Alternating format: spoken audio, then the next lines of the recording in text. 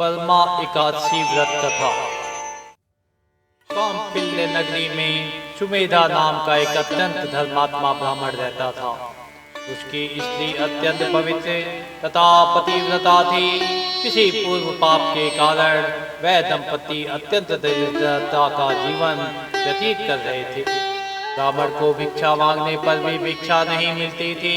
उस ब्राह्मण की पत्नी वस्त्रों से रहित होते हुए भी अपने पति की सेवा करती थी तथा अतिथि को अन्न देकर स्वयं भूखी रह जाती थी और पति से कभी किसी वस्तु की मांग नहीं करती थी।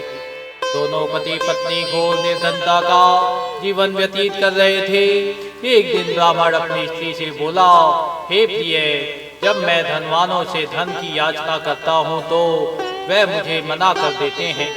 गृहस्थी धन के बिना नहीं चलती, इसलिए यदि तुम्हारी सहमति हो तो मैं प्रदेश जाकर कुछ काम करूं, क्योंकि विद्वानों की ने कर्म की प्रशंसा की है। ब्राह्मण की पत्नी ने विनम्र भाव से कहा, हे स्वामी, मैं आपकी दासी हूँ। पति अच्छा और बुरा जो कुछ भी कहे पत्नी को वही करना चाहिए। मनुष्य को पूर्व जन्म में किए कर्मों का फल मिलता है। सुमेरु पर्वत पर रहते हुए भी मनुष्य को बिना भाग्य के स्वर्ण नहीं मिलता। पूर्व जन्म में जो मनुष्य विद्या और भूमि दान करते हैं उन्हें अगले जन्म में विद्या और भूमि की प्राप्ति होती है। ईश्वर ने भाग्य में जो कुछ लिखा है उसे टाला नहीं जा सकता।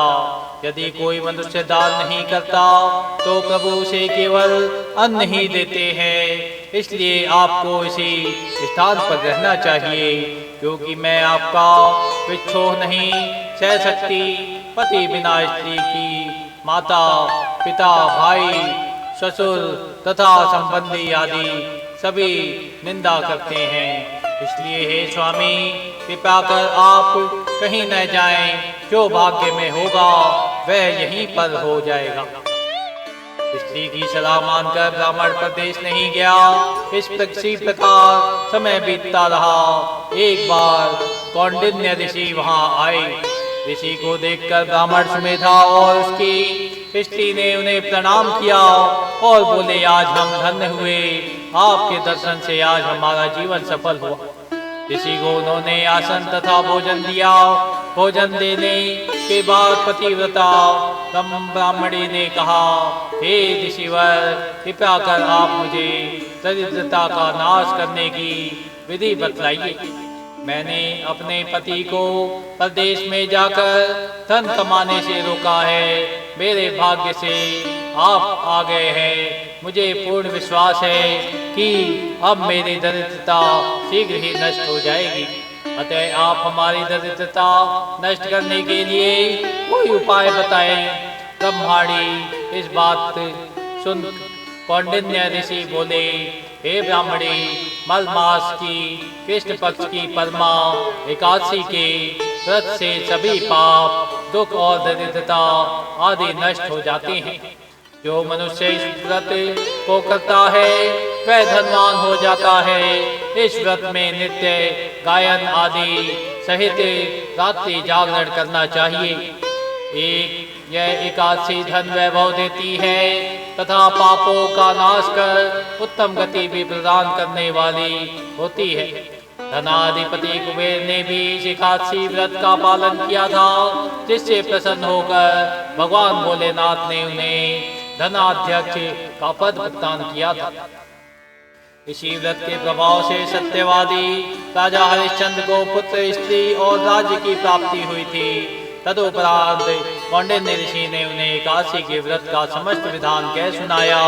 ऋषि ने कहा, हे ब्रह्माणी, पंचरात्रि व्रत इससे भी ज्यादा उत्तम है। परमा एकादशी के दिन प्रातः काल नित्य कर्म से निवृत्त होकर विधान पूर्वक पंचरात्रि व्रत आरंभ करना चाहिए। जो मनुष्य 5 दिन तक निर्जल व्रत करते हैं वे अपने माँ, पिता और स्त्री सहित स्वर्ग लोक को जाते हैं। जो मनुष्य 5 दिन तक संध्या को भोजन करते हैं वे स्वर्ग को जाते हैं। जो मनुष्य स्नान करके 5 दिन तक ब्राह्मणों को भोजन कराते हैं वे समस्त संसार को भोजन कराने का फल पाते हैं। जो मनुष्य इस व्रत में अश्व दान करते हैं उन्हें तीनों लोकों को दान करने का फल मिलता है। जो मनुष्य उत्तम ब्राह्मण और को तिल दान करते हैं वे तिल की संख्या के बराबर वर्षों तक विष्णु लोक में वास करते हैं। जो मनुष्य घी का पात्र दान करते हैं वे सूर्य लोक को जाते हैं। जो मनुष्य 5 दिन तक ब्रह्मचर्य पूर्वक रहते हैं वे देवांगनाओं के साथ स्वर्ग को जाते हैं। हे ब्रह्माणी, तुम अपने पति के साथ इसी व्रत को धारण करो, इससे तुम्हें अवश्य ही सिद्ध और अंत में स्वर्ग की प्राप्ति होगी। कौंडिन्य इसी के वचनानुसार ब्राह्मण और उसकी स्त्री ने बर्मा एकादशी का 5 दिन तक व्रत किया। व्रत पूर्ण होने पर ब्राह्मण की स्त्री ने एक राजकुमार को अपने यहाँ आते देखा। राजकुमार ने ब्रह्माणी की प्रेरणा से एक उत्तम घर जो कि सब वस्तुओं से परिपूर्ण था उन्हें रहने के लिए दिया। तदुपरांत राजकुमार ने आजीविका के लिए गांव दिया। इस प्रकार ब्राह्मण और उसकी स्त्री की गरीबी दूर हो गई और पृथ्वी पर काफी वर्षों तक सुख भोगने के पश्चात वे पति पत्नी विष्णु के उत्तम लोक को प्रस्थान कर गए। बोलिए श्री विष्णु भगवान की जय।